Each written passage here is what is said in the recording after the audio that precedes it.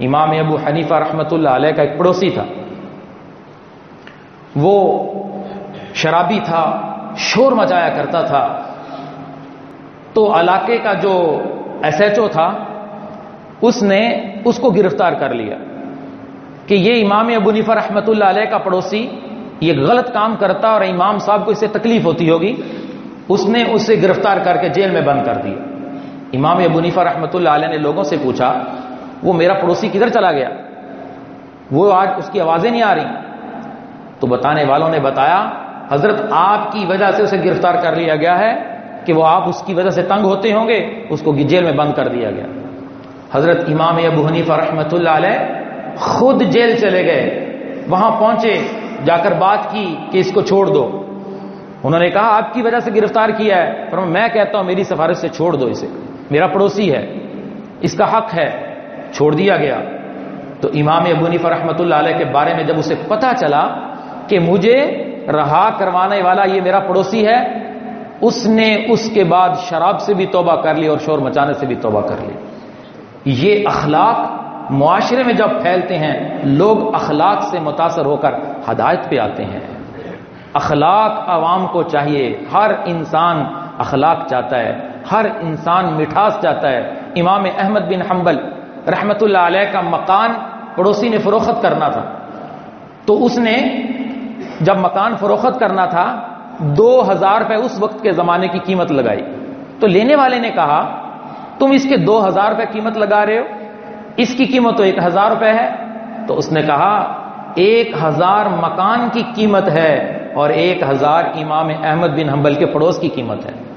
جب تو اس پڑوس میں آئے گا تجھے پتہ چلے گا کہ اس شخص کے اخلاق کیسے ہیں، اس کا ملنا کیسے ہے، اس کا برتاؤ کیسے ہے.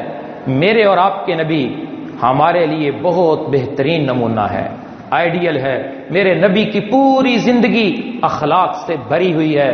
طائف کا واقعہ میرے بھی سامنے ہے، آپ کے سامنے ہے. کس قدر میرے اور آپ کے محبوب کے اوپر پتھروں کی بارش کی گئی، کس قدر میرے اور آپ کے محبوب کو تنگ کیا گیا، یہاں تک کہ اتنے پتھر برسائے طائف والوں نے میرے محبوب اور آپ کے محبوب کا جوتا خون سے رنگین ہو گیا.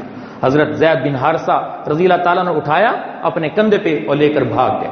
ایک باغ کی اوڑ میں جا کر چھپ گئے اور آپ صلی اللہ علیہ وسلم سے کہا اے محمد صلی اللہ علیہ وسلم ان کے لیے بد دعا فرمائیے، ان کے لیے بد دعا فرمائیے. انہوں نے آج وقت کے نبی کے ساتھ ظلم کیا ہے، انہوں نے تکلیف پہنچائی ہے، لیکن میرے اور آپ کے نبی نے کیا فرمایا، اے زید میں رحمت بن کر آیا ہوں، وما ارسلناک الا رحمتا للعالمین. میں ان کے لیے بد دعا نہیں کروں گا، انہیں پتہ نہیں ہے کہ میں کون ہوں. اور دعا کی یا اللہ اگر ہدایت ان کے مقدر میں نہیں ہے ان کی نسلوں کو ہدایت عطا فرما، ان کی اولادوں کو ہدایت عطا فرما. یہ میرے نبی کی اخلاق.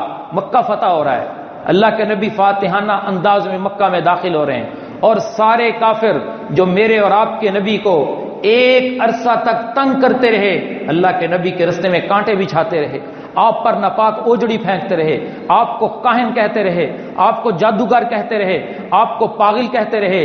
جب میرے اور آپ کے نبی نے مکہ کو فتح کیا تو سارے کافر اللہ کے نبی کی مٹھی میں تھے. ایک حکم دیتے سب کی گردنیں اڑائی جا سکتی تھیں، لیکن اللہ کے نبی نے جب سب کو جمع کیا فرمایا تمہیں پتہ ہے آج محمد تمہارے ساتھ کیا کرنے والا ہے؟ انہوں نے کہا ہاں آپ شریف انسان کے بیٹے ہیں اور شرافت والے ہیں. فرمایا تم شریف آدمی کے بیٹے ہو، شرافت زادے ہو. تو اللہ کے نبی نے فرمایا ٹھیک ہے جاؤ، میں نے آج سب کو معاف کر دیا. لا تثریب علیکم اليوم یغفر اللہ لکم. آج تم سے کوئی بدلہ نہیں لیا جائے گا، سب کی معافی کا اعلان کیا ہے.